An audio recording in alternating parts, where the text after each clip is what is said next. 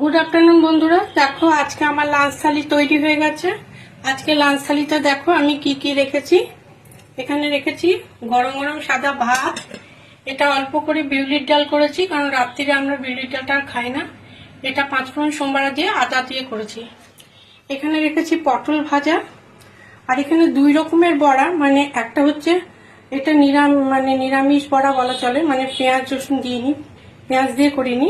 মুসুর ডালের বড়া পেঁয়াজ দিয়ে করিনি, আর এটা মুসুর ডালের বড়া পেঁয়াজ দিয়ে করেছি, কাঁচা লঙ্কা পেঁয়াজ দিয়ে করেছি। এই হচ্ছে 2 রকমের বড়া করেছি। এখানে চাটনি রেখেছি, আমের চাটনি, একটু ঘন করেই করেছি। আর এখানে করেছি ফুলকপি আলু দিয়ে একটা তরকারি, এটা ঘি গরম মশলা দিয়ে করেছি, পেঁয়াজ রসুন দিইনি। কালকে এত খাওয়ার পর আজকে আর আমিষ খেতে ইচ্ছা হচ্ছে না, তাই জন্য আজকে একটু এইগুলোই করেছি যাতে মুখে একটু স্বাদ থাকে। তাই জন্য আমার ভিডিওটা তোমাদের কেমন লাগলো অবশ্যই কমেন্ট করে জানিও। তোমরা কে কি লাঞ্চ করলে অবশ্যই ভিডিও দিও দেখবো। আমার লাঞ্চগুলো তোমাদের কেমন লাগলো অবশ্যই জানবে। ভালো থেকো, সুস্থ থেকো। এই পর্যন্ত।